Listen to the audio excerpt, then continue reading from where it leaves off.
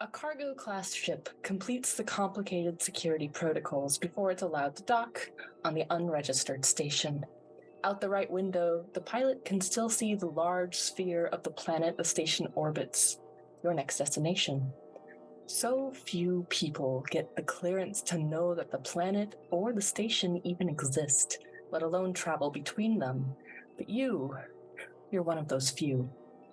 But first, you've got to see that the supplies for the station get unloaded, and then they'll load planet-bound cargo.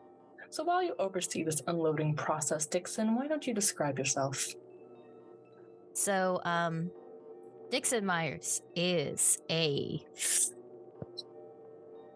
average guy of a very average looking build. He's got dark hair that's borderline graying in certain areas due to the stress of, I don't know, space traffic and just cargo times and perhaps even boredom stress, because I've heard of that recently. He's got a bit of a stubble going on, tired eyes. He wears a hat of some sort, definitely one of those vests with like a million pockets, and a belt that means business.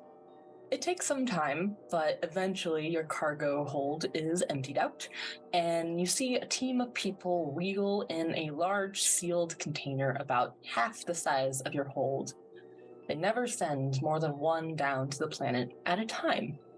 The first few times, this experience was intriguing, the contents of the crate mysterious, especially when it would hiss or rock. When you found out what was in the containers, well, that was certainly an exciting day. Frightening, exhilarating, exciting. But it's been 2 years now of the exact same trip and the exact same cargo, and the thrill has worn away to routine. And today, the crate isn't even moving. What do you do while they're loading it up? I do not pay much attention because this is honestly the usual. I mean, by no means is what I'm doing on this job anything extraordinary. Perhaps the most extraordinary thing is the cargo itself. I'm like the third party middleman. I'm not even the middleman. The one that comes after, or rather, I guess you could say before. It's just another day in, day out kind of scenario. I don't even think I need to count or properly check inventory. I feel like the tech is high enough, or that is even perhaps above my pay grade considering how precious the cargo is. I literally am just there to make sure that it doesn't get too jostled on the trip and that it gets to and from. So I'm probably just sitting. Yeah, you are doing all of that, or rather not doing any of that. There's a moment where the team that is moving the crate fall out of sync with one another. Somebody slips, their shoes starting to lose traction, and it sort of just swings the crate towards you a little bit. The head of security is standing there overseeing this entire process, as she always does. Cassidy Ellis. Alyssa, would you like to describe your character as well?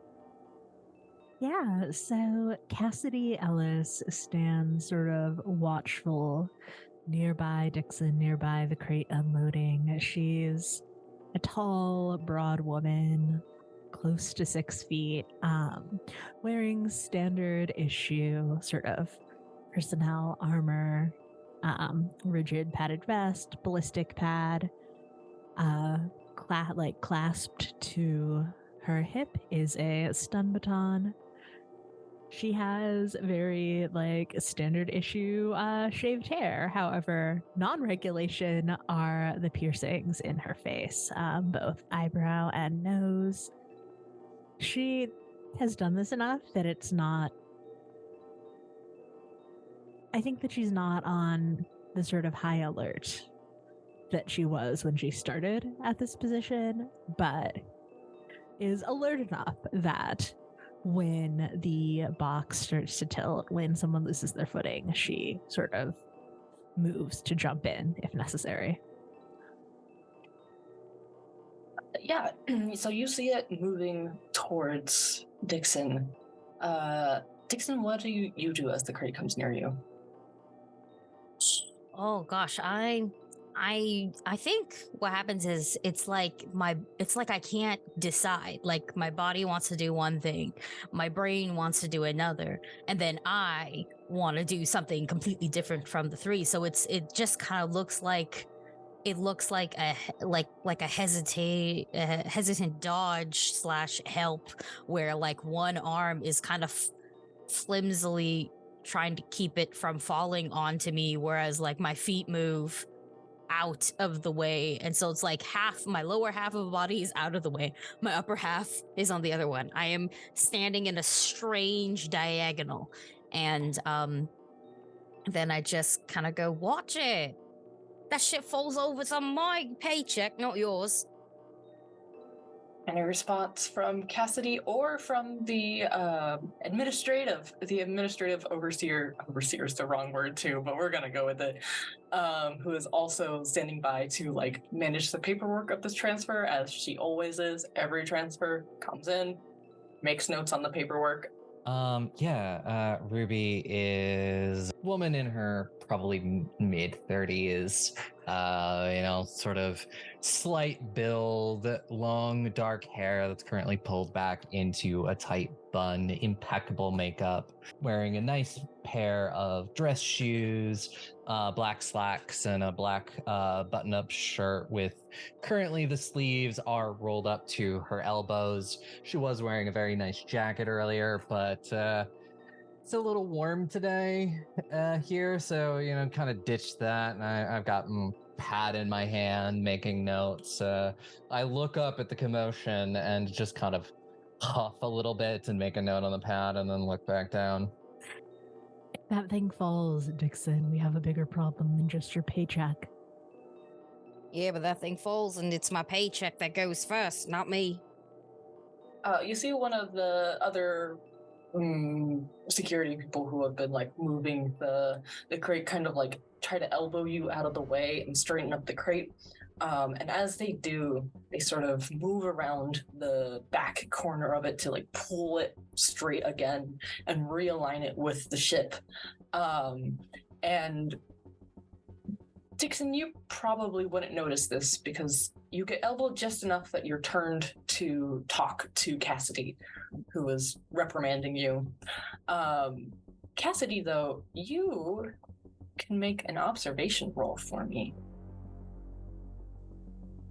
That is 3. 3 successes, yeah. You see that at some point between the moment when the crate shifted and was pushed back and Dixon pushed away from the crate, made contact with the crate and pushed away, that there is now this rapidly growing hole in the side.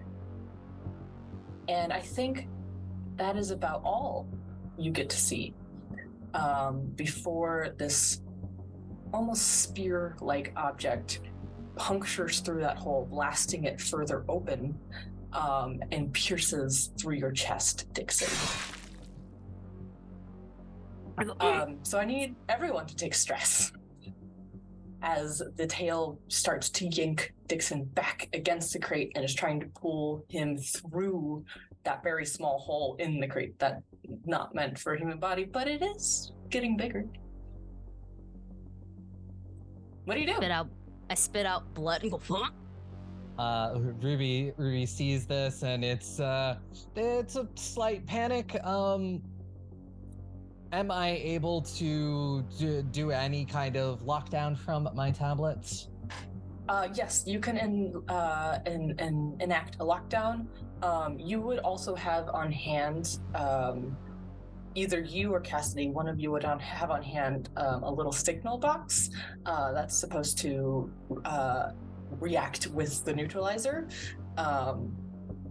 but you haven't ever used one before. But one of you should have it on hand. Cassidy, which one of us do you think has it? You. Okay. And this is supposed to neutralize the thing? Mm-hmm. Yeah, seeing it, never having used it before, but being told that this is what I need to do if this happens, I will definitely, it's probably in the pocket of my slacks or something, and I'll grab it, and if there's a button to press, I'll press a button. Mm-hmm. I'm gonna need you to make me a mobility check in this moment of high stress as you watch the blood splurt from your coworker not 2 seconds ago, and containment has been breached. In that moment of taking the stress, I need you to roll mobility check in order to dig it out of your pocket quickly and without dropping it. That is, I rolled a 1 on that stress die. Make a panic roll, even though you can only get 1 result here, but go ahead and roll it anyway. So I got nervous twitch. Your stress level and the stress level of all friendly PCs within short range of you increases by 1. Can I declare now that I hate you so that I don't take stress? Yeah, so everybody take more stress as you pull out the neutralizer and you drop it and it goes skittering across the floor. Cassidy, what are you doing? Cassidy is not even thinking of the neutralizer. She grabs the stun baton from her belt and is going to attempt to shock the tail, hopefully like getting it to stop moving. Okay. It is punctured through Dixon, so whatever you shock with the tail will probably also affect Dixon. Though honestly, you're not sure if you're getting Dixon back out of this anyway. I was going to say it's punctured through his chest. I do not have high hopes for this man. There's a doctor on board.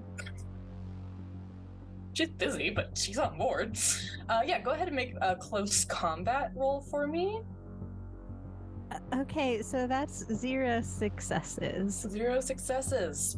What does push do? Push means you can roll it again. Anything that was not a success, you can re-roll, but you take stress before you roll it. Okay, I will push this attack. Do it. That's 2 successes. 2 successes.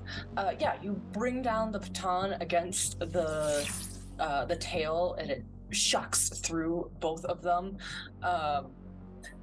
There is a fun little thing about these particular creatures, is that they're immune to most things. But you do hear it like scream on the inside, not a scream of pain.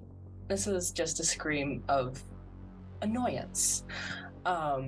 And you see claws reaching through on either side of that hole that it's trying to pull Dixon through, wrap around the outside and start to pull it open and drag in Dixon a little further.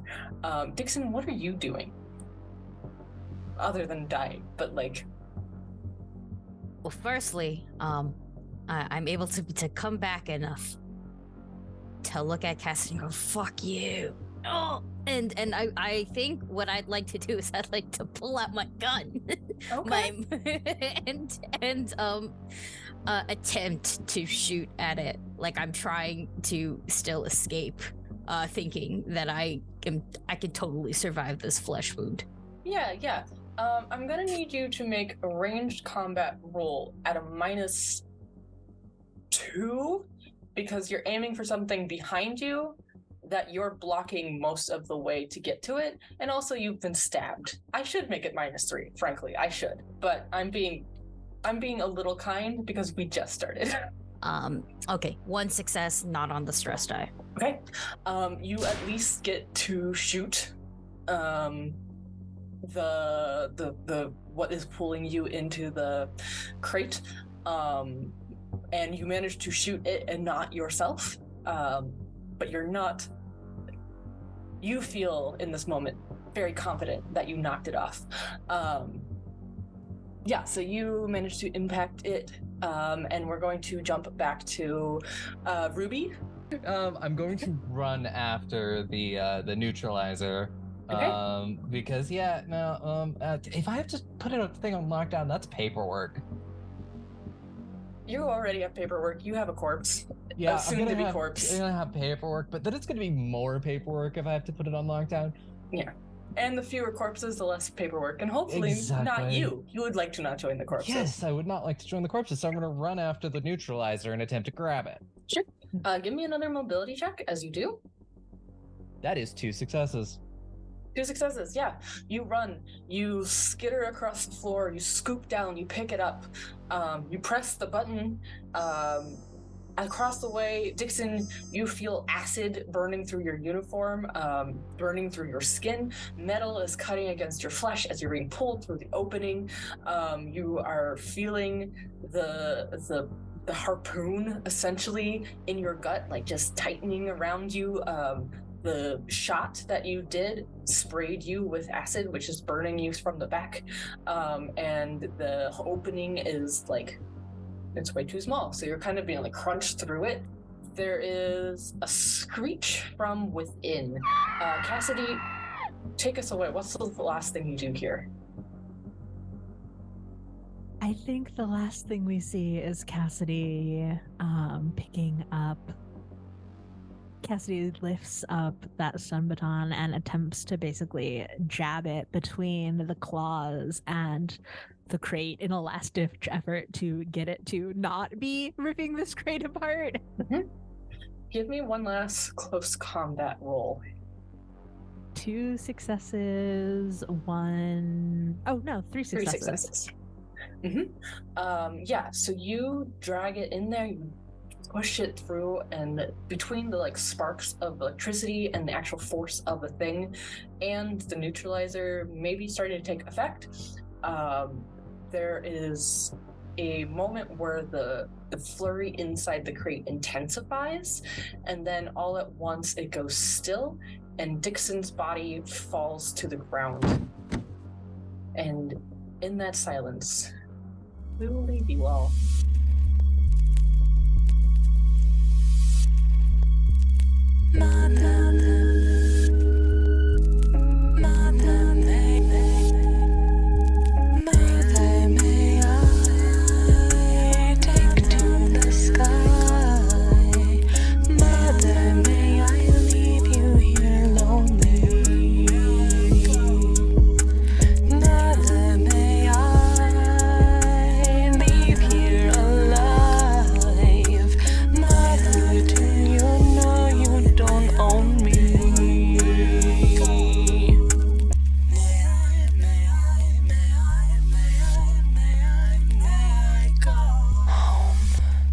Listeners, and welcome back to the cold, unfeeling expanse of space.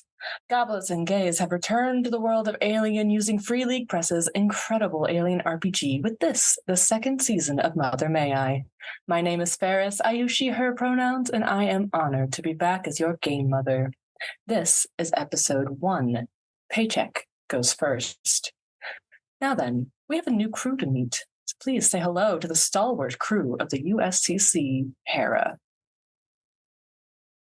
Hello, I am Dusty. I use they, he pronouns, and I'm going to be playing Caroline Lowe, who uses she, her pronouns, and is the mercenary. Hello, I am Navar. I use he, him pronouns, and I am going to be playing Tank Mechi, who also uses he, him pronouns, and he is the pilot. Hello, I am Mimi, also known as Michelle Jones, and I am going to be playing Daniel Strauss, the company man. You want to know a fact about space? Light travels 300,000 meters per second. Rounded up. Sound doesn't travel at all. And the stars we look at, oof, some of them have been dead longer than we've been alive. Facts about space, they can make you love it. But there's not a fact in the world that can make space love you back. But you should know that already, shouldn't you, Daniel? Sitting across from you, Daniel, in a packed, tiny office that smells like cigarette smoke and sugar, is Cynthia Bugsley, Union representative and captain of the USS Hera. More than that, she's one of the people who built the Union. Dressed in well-worn but clean mechanic coveralls, her 5'2" height may fool you, but they are strong enough to throw a man and built like a powerlifter.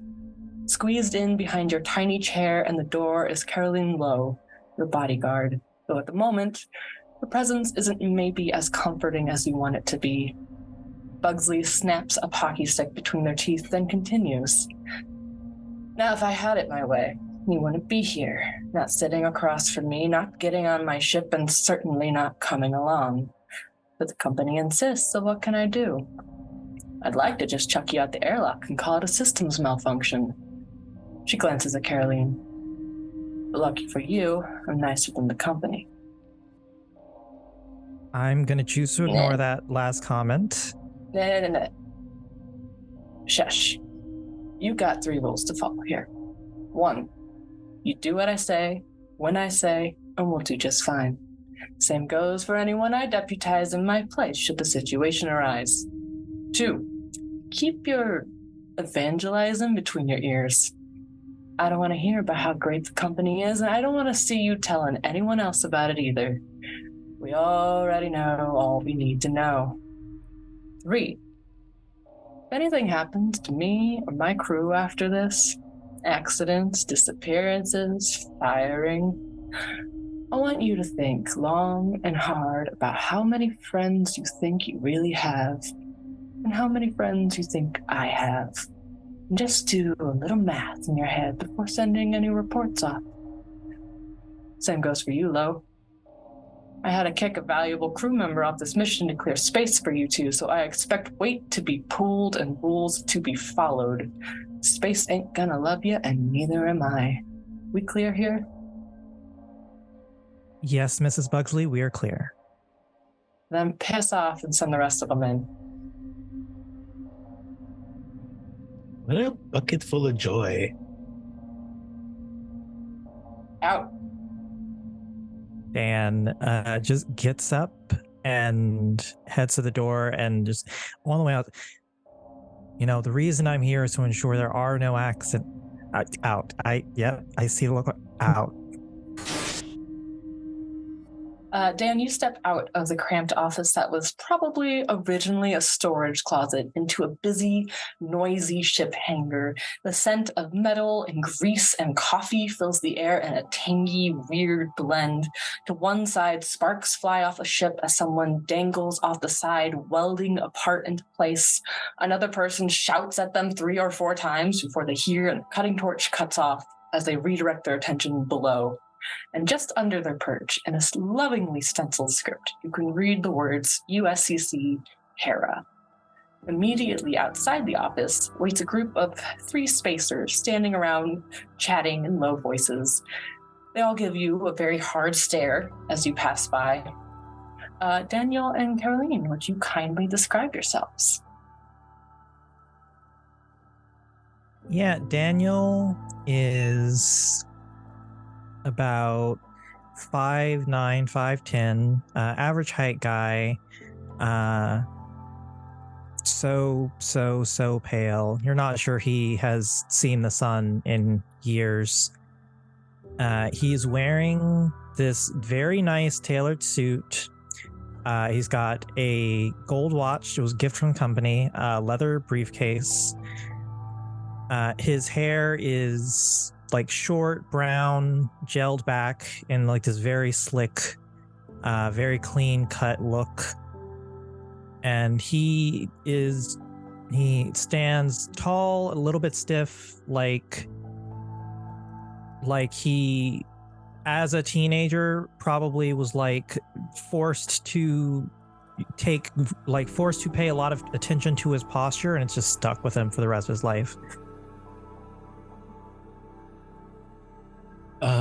Caroline is a little bit on the taller side. I'd say maybe like 6'1" or so. Definitely like dark tan skin, but you don't really see much because she's wearing like a full, basically like a jumpsuit, but it has some mishmash of weird like digital camo going around it, wearing like basically like combat boots that go knee high, that have like the shin guards on them, very like sleek, black and polished, like they've been taken care of.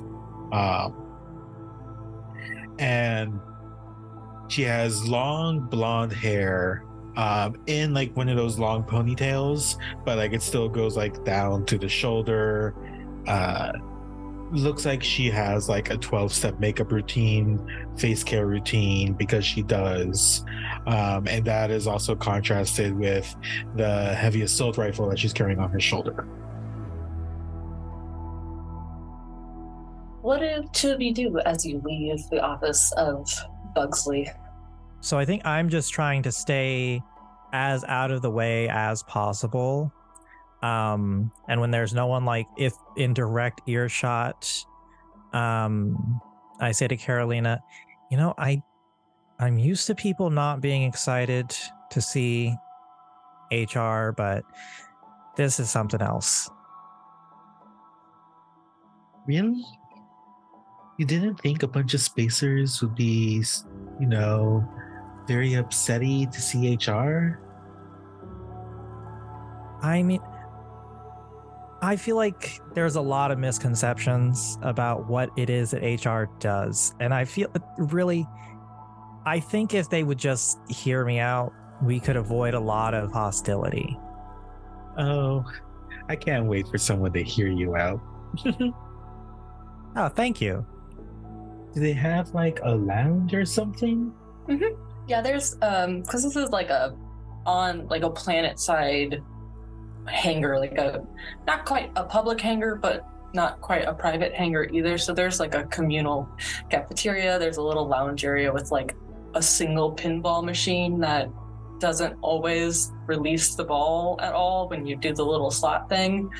But if you shake it hard enough, sometimes it'll work. If you shake it really hard, you don't even need a quarter. Well, maybe we should go to like the lounge. Just if we're out of their way, the faster they could get us on the ship. Oh yeah, sure. It'd be nice to get a cup of coffee. You're gonna love this coffee. It has the same consistency as tar. I mean, I've had break room coffee before. I'm sure it can't be that bad. Oh, it's gonna be fun. It is that bad. Dan Yeah. takes about 2 sips and it goes just puts down the cup without saying anything, and it's just like, so anyway. Hank, you watch the company rep and his actual bodyguard walk off. The Hera's engineer, Benson, watches them leave without comment. Not an unusual occurrence for him. But Martin, the ship's science and communications officer, can't quite do the same. Tugging at the disheveled tie around his neck, he says, "Can't believe Bugsley's actually letting them on board." Well, I imagine he's got a good reason. You might, but geez. It's like, ugh. It's just gross. I agree. Don't get me wrong, but we all got jobs to do, and if we just got to add a little extra space for somebody, then we got to add a little extra space for somebody. That's what Bugsy says. That's what we got to do. Yeah, I mean, you know, adding a little space for 2 of them means one of us probably not on it anymore. That's true. It's a good thing I'm the pilot. Yeah, you're sort of indispensable, I'm aware. Yeah. It's gonna be me. It's gonna suck. Well, listen, if it is you, and I'm not saying that it is you, because I don't know, I hope you enjoy your time here. Yeah, right. All right. She's gonna have a cow if we stand out here any longer. Yeah, I guess I should go do some systems checks, and I think Tank is gonna head towards the ship to do whatever I have to do to get them. Before you do, you should probably check in with Bugsley, as you know that she was waiting to talk to you all after she spoke with the company reps. But go ahead, actually, Tank. Describe yourself as the 3 of you squeeze into Bugsley's tiny office, a place which, let's be honest, you probably wouldn't be having the conversation here were it not for Daniel Strauss and his bodyguard. You would be sitting comfortably on the Hera, probably with beers, but no. Anyway, take it away. Yeah, I think especially in this small space, Tank takes up a lot of it. He's 6'1" and he's pretty jacked. He has like these high cheekbones and this gap between his teeth, and he's a black man with a low fade, and he has these very pleasant smile lines around his eyes, and I think he's just kind of like in like some utility pants. He has boots on and like a skin tight long sleeve, and he carries 2 pistols on either side of his hips. And walks into Bugsy's office. Mm-hmm. Benson and Martin squeeze in next to you. And I don't think Tank notices or acknowledges how much space he takes up with his broad frame. For sure. I think on the ship, it's barely even noticeable. Yeah. It's just in this tiny little office. And Bugsley looks... dejected isn't the right word. Something in the realm of irritated and depressed. And she pulls out a fresh pocky stick and just kind of like snaps it into pieces before eating each little piece. And then finally says, "You've all had the chance to meet our guest. Get your griping out now because I don't want to hear any of it out there." I don't think Tank moves, like is eye contact. He just is like waiting for her to go on. Yeah, I think Martin does like start complaining, just like, "Oh my gosh, I can't believe we're gonna do this. This is a program," you know, just goes off for like just like 30 seconds before, you know, Bugsley raises a hand and he falls silent. Benson, for his part, doesn't outwardly complain. You know, in private, he'll have a word or two, but mostly he's going to keep it to himself. And then Bugsley continues, "I've already told Wix she's on leave. It's unfortunate, but we've only got so many sleeper pods. This is pretty surprising news to you, I would think, because even if you did already do the math, namely because Wix is Hera's medic. In fact, you had... I would assume, figured this conversation was going to be finding out who was getting left off the job.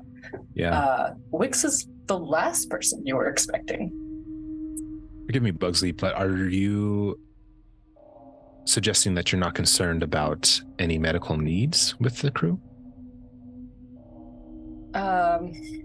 Bugsley kind of taps a finger on the desk and then says, "Well, I won't go that far.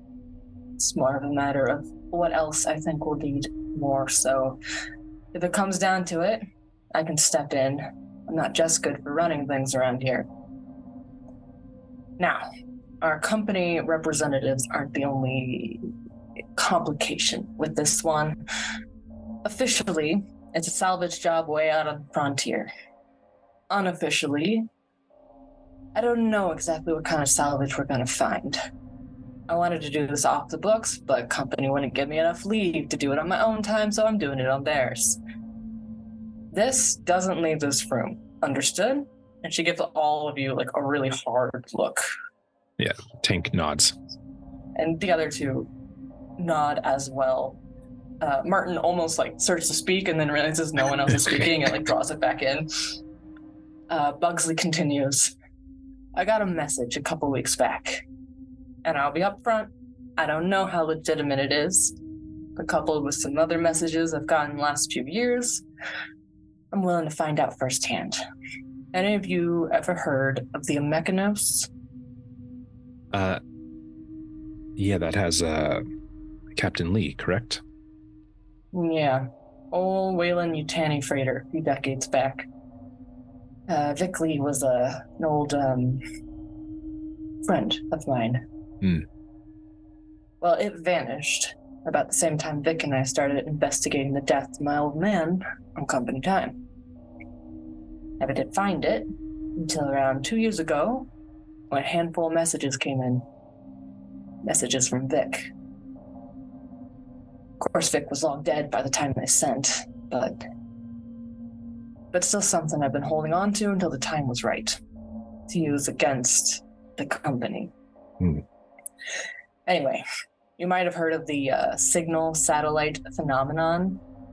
Martin gasps, like, excitedly, and is, like, full-fledged about to launch into, like, a whole, like, conspiracy theory about it almost, but quells his enthusiasm when Buxley, like, gives him a look like, this is not the time for that. And she continues and says, it got solved around the same time I got the messages.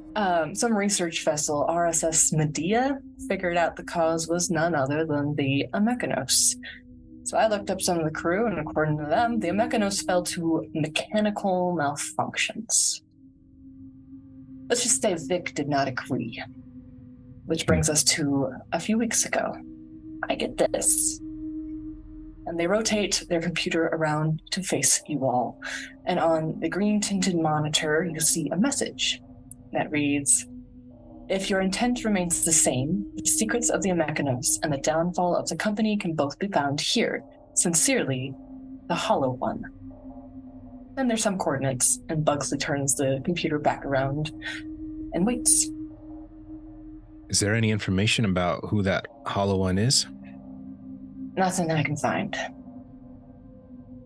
No registered crew member that could have sent it from that ship? No. I mean, as far as I know, as far as I can tell, there's no one in the Amechanos left alive. It didn't come from the Amechanos, I don't think. No one on the Medea seems to know anything about it, or if they do, they're not telling. I don't know. I can't find a pseudonym or nothing about it anywhere. But clearly they know something about me and have some sort of a vested interest in the same things I do. Let's see.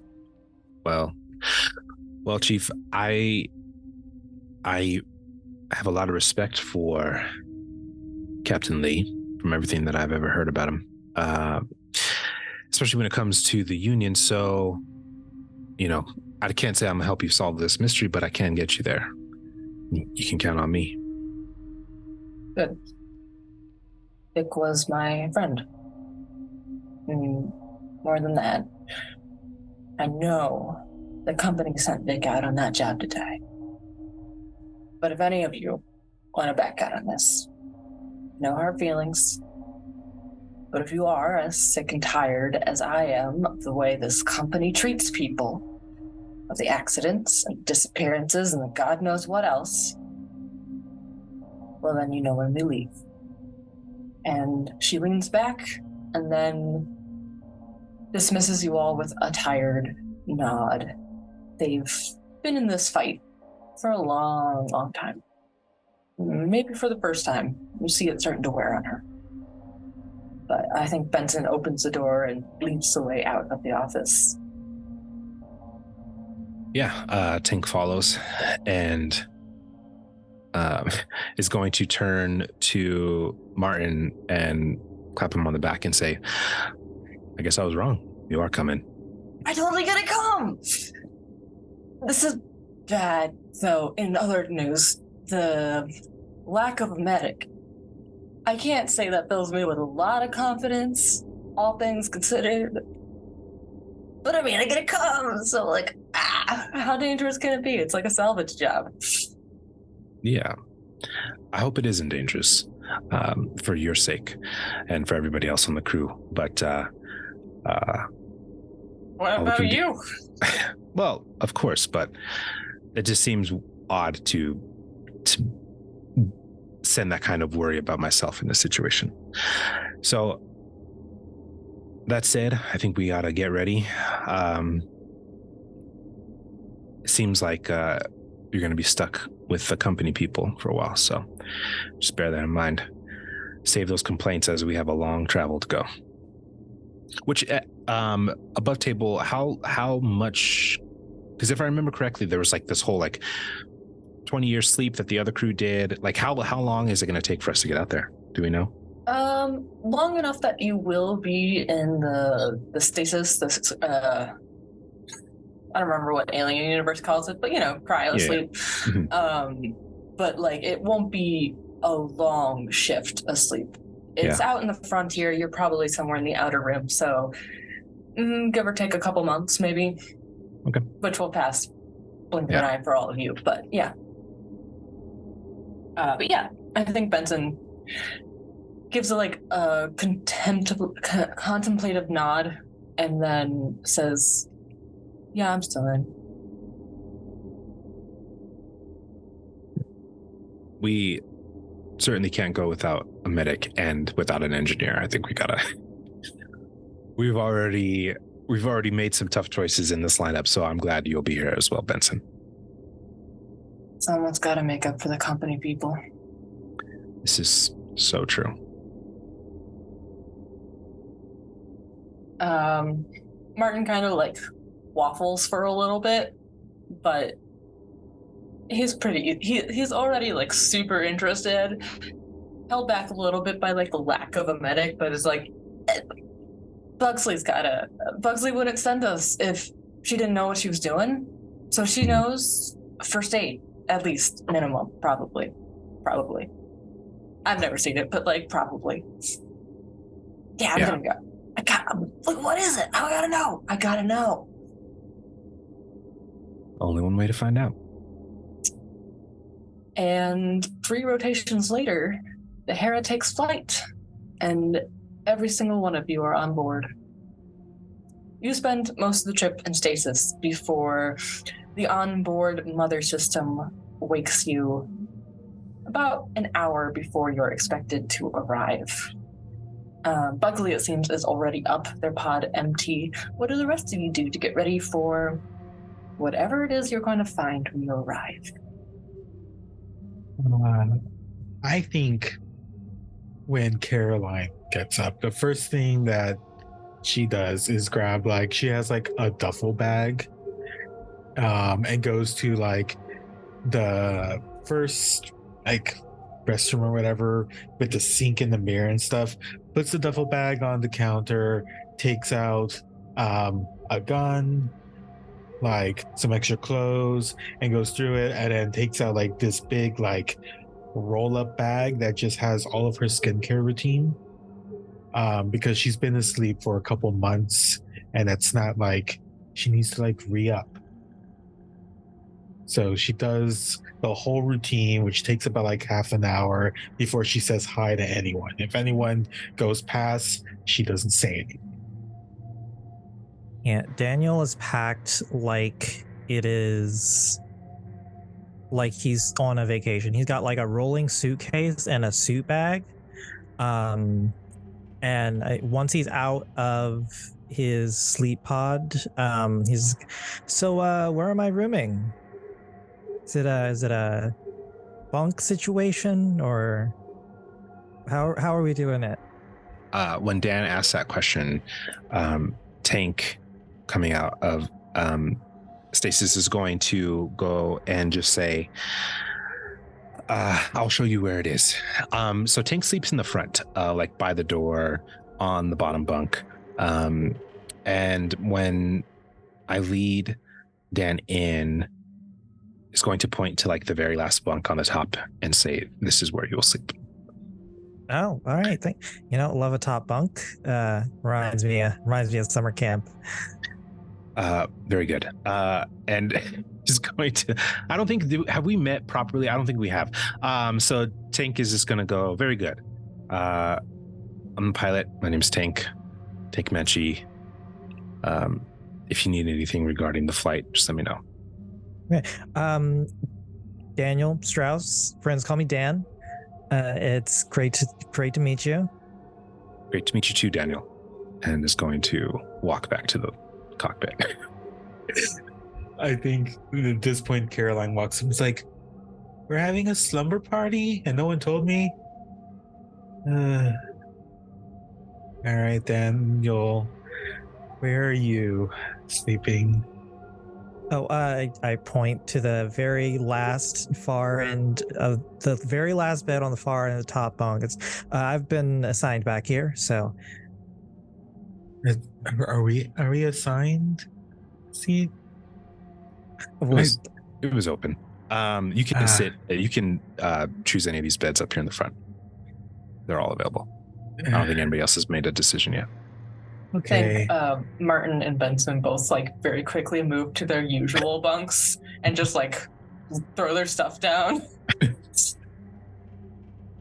All right. Well, got to keep a close eye on you, Daniel. So I'll be right with you.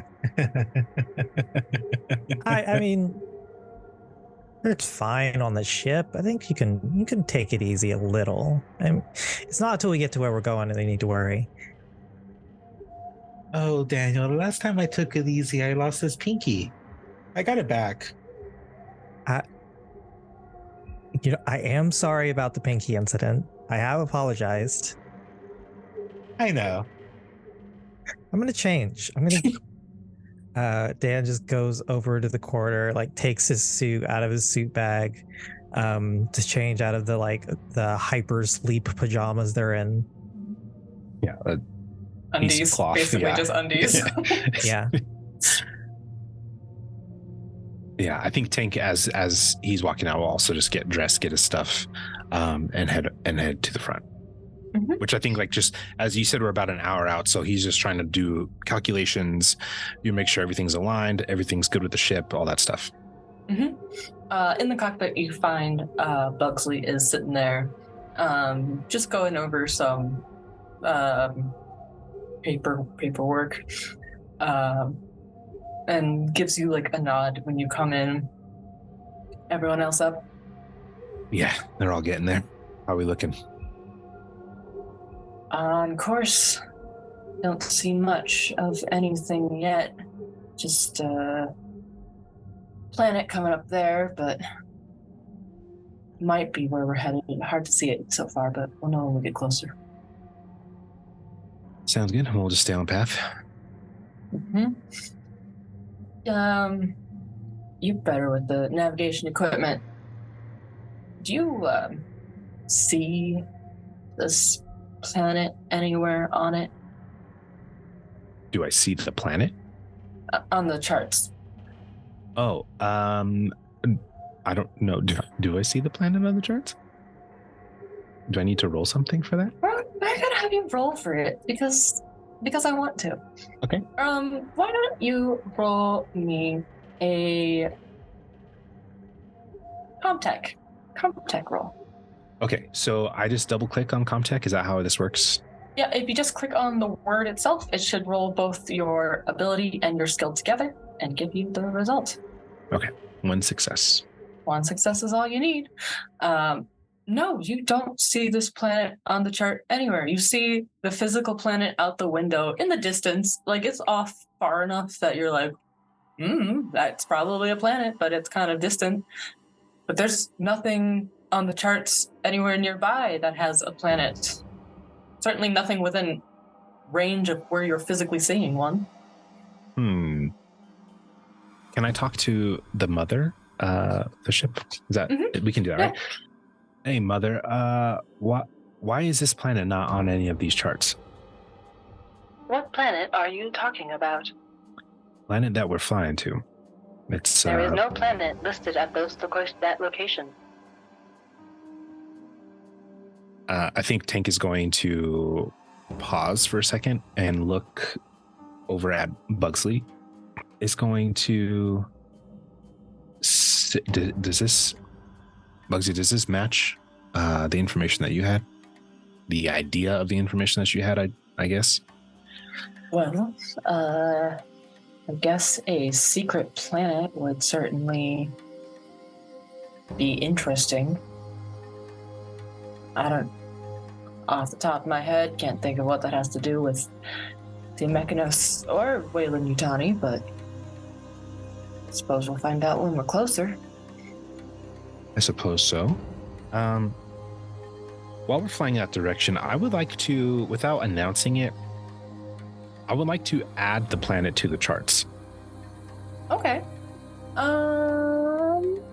And even if it's a Yeah. separate chart, like maybe just like a chart only for the ship Sure. or something, but something that where it's like we can catalog this. Yeah. I would say that's easy enough for you to do. Are you gonna name it? Ooh. No, because I'm terrible at naming things. Okay. I guess we can name it. We should name it after the ship that we're trying to save or look for. Amechanos? Yeah, let's do that. That's what he's gonna name it. That's going on my notes. It's going in my notes. Okay, great. Secret planet is now named Amechanos. So, is there like, in terms of, I know it's not on the charts, but like in terms of like radar and whatever other scanning stuff, like we're still able to like everything's showing up the way it's supposed to show up. Where like any obstacles in space are showing up the way they're supposed to. Like none of that is wrong. Yes and no. Other things, yes. The planet, not on the computer screen at all. It is not registering. And then, sorry, last question. Are we flying into the planet? Not into it, but you do seem to be on trajectory, like right, if not directly on it, then like very, like within orbit of it. Okay. All right. Well, I'll just let everybody know. Hey, everybody, in like 45 minutes, we're going to have to buckle up because I won't be able to fly with the instruments. So the eyesight only. You'll probably want to be in a seat. Bugsley just kind of claps you on the shoulder in a trusting kind of way. Dan whispers to Caroline, is that normal? Nope. Just make sure you have all the seatbelts on, please. Yeah, I know how to buckle a seatbelt. All right, it seems weird that we'd be landing without instruments. Yeah, no, you were 100% correct. Maybe even against protocol? Who could say? Oh, you could say. Hey, listen, my job, I'm not a safety inspector, all right? And if I see some safety violations, it's technically not my job to report. So, as long as everybody comes out in one piece, it's okay. Oh, Daniel, you're so fun. I'm gonna go see what's going on, though. You just don't get in trouble. Yeah, don't get in trouble.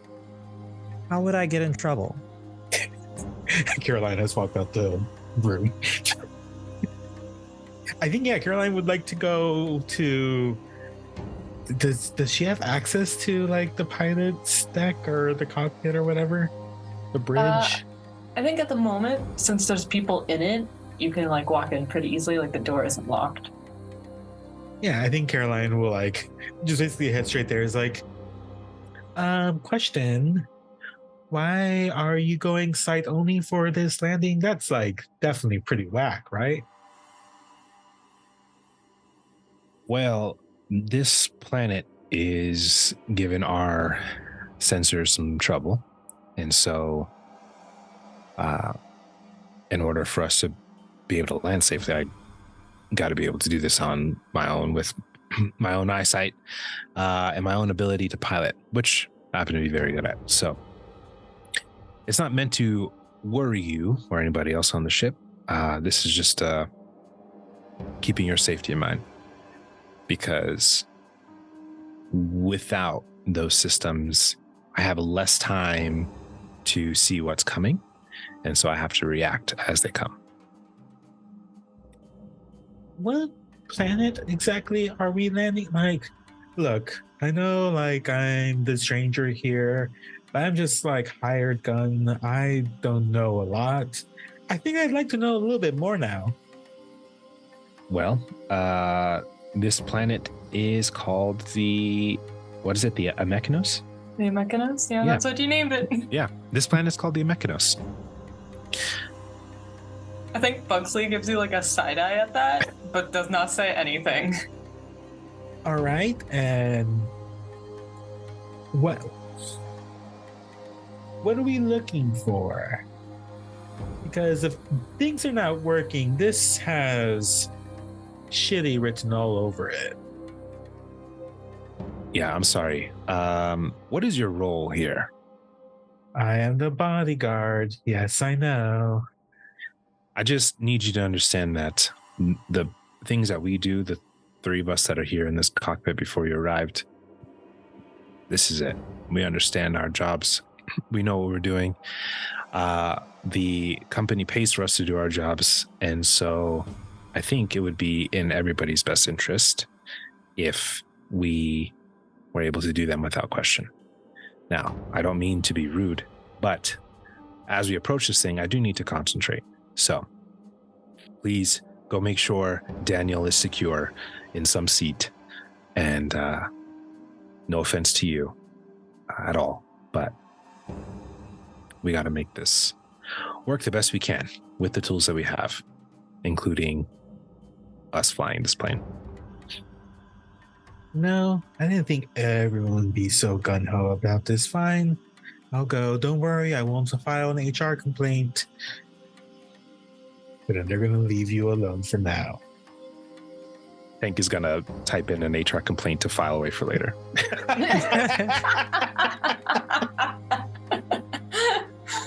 Just going to draft it and then put it away in a file. That's so funny. Yeah. I think the last 30 minutes or so pass fairly uneventfully. And then you come up on the coordinates that Bugsley got from the mysterious Hollow One message. And you find that they stop at a point where this big white and blue planet is taking up the entire left side view. Cole, probably. And you've already noticed this, that it's not on the computer screen at all, but it's really weird up close, and it's still not on the computer in any way. It's like it's not pinging anything. Anything that should be pinging, not pinging. Which is honestly a miracle that you didn't fly into it, considering the computer didn't know it was there in the first place. But then, directly in front of you, another computer anomaly, a space station, on the smaller side, and without so much as a name scrawled on the exterior. A completely dark space station, except for one single light coming through a window near the top, dimming, then brightening, then dimming, then brightening. And this station is sitting at the exact point of those coordinates. I think Tank's going to look to Bugsley and say, it's like that's our destination there. Bugsley squints at it real hard and then says, well, that's different. Yeah. Well, unfortunately, everything that we're reading off of this is showing up nothing. So, but if this is where we need to go to find out what happened to Captain Lee, then I'll land us there if you want me to. Let me call up the crew real fast. Bugsley makes an announcement over the loudspeaker. That's just, crew, can you report to the cockpit, please? Just crew. Only crew. Thank you. That's not us. That seems a little exclusionary. We're also here on this mission, so right now we're crew, right? Caroline is filing her nails and just you're so right. What should we do about it? You know what? As far as the manifest for this mission is concerned, I'm crew. I'm going to go to the cockpit. Is Caroline gonna go? like sees Daniel like and it's like thinking about it and just her smile just like suddenly drops, just like, oh, all right, fine. If you're going, I'll go with you. I think by the time you get to the cockpit, the other ones are like the other crew members are already like in the middle of a discussion, and then you walk in and Bugsley's face is just like real annoyed, but you see them kind of file something away and they don't stop you from joining. And they even give a little recap, which is, so the salvage job is this station over here. As you all can see, it is the unknown status, which is to say we're not entirely sure what's over there or who's over there, if anything's over there other than salvage. For traditional safety measures, some of you are new. We usually send about half the crew over to do a little reconnaissance and then send over whoever is necessary to get the job done. Given the nature of it, I'll ask for volunteers, or we can draw for it. Yeah, I think just like given what's going on, I think Tank can see like the need of why we're here and trying to retrieve everything. And so I think Tank is going to volunteer to go. I think it would make sense to go. Daniel, not to take away your bodyguard, but having somebody else who can handle themselves if we need to would be a good idea. Offering up to bring Caroline. Sorry, I thought it wasn't crew. Well, you walked into the room, so what did you think? Well, Daniel walked into the room, and I'm protecting Daniel. It just brings us back to the thing. It sounds like your skills would be useful here. And yeah, is this even a Weyland-Yutani satellite? Intel says yeah. Bugsley says without any clue whatsoever. Caroline like rolls her eyes and just like, all right. Yes, I understand. I'll go with you. I could definitely take care of myself. I could help take care of you as well. And I think it would be good if either Benson or Martin came along, just because like if we can get the ship or station, the satellite back up and running, that would be helpful to have power and get sensors and all that stuff. Martin is very excited to go. Yeah. He is vibrating in place. He has not had any coffee yet, but you would never guess. He has that energized vibe of someone who started their day with 3 espresso shots and is already thinking it's following it up with a Red Bull. You and me both, Martin. Yeah. Okay. Yeah. So I think, Tank kind of make sure, well, I still have to land, but, just like, all right, well, if we're taking count, then that puts us at 3, right? Myself, Caroline, and Martin. Mm-hmm. I think Bugsley looks at you, Daniel, and says, we've got the extra spacesuit. Consider it a job shadow opportunity. I know my way around a Comtech. I could, and I did say I would make myself useful, so. This is that weight that needs pulled. Sure, I'll go along as well. Caroline is upset. All right, rest of you know the drill. Go over, scope it out. Any problems, come straight back. Hell yeah. Tank, mine is up. So I have a talent called Full Throttle. Okay. That if I have to roll to decelerate, I get a +2. I don't know if would this be a situation that counts? You would have to decelerate so that you can line up the 2 airlocks of the space station and the I almost called it the wrong ship. And the Hera. Old habits, man. And then you have to get them into like linked orbits around the planet so that you can extend the umbilical between the two of them and have that be a steady connection that won't like tear out halfway through. So it takes a lot of skill. So by all means, give me that roll and you can add your +2. Okay, so how does that work? So if you right click on piloting, it'll let you add a modifier. And you can add your 2 that way. Just make sure you don't add 20. If I see 20 dice run across the screen, it's still going to be a lot. I'm very good at this. 3 successes. Stunt. It is stunting time. The little mechanical icon next to your skill, if you click on it, it'll tell you all your stunts you can have. And you get 1 stunt per extra success. So you rolled 3 successes, you only needed 1. The rest of them are stunts. Gain a +1 modification to a later skill roll. So a later piloting roll? Mm-hmm. So a later piloting roll, you'll get a +1. You have to remember that because I never will. Yeah. And then you also get a show off. +1. Okay.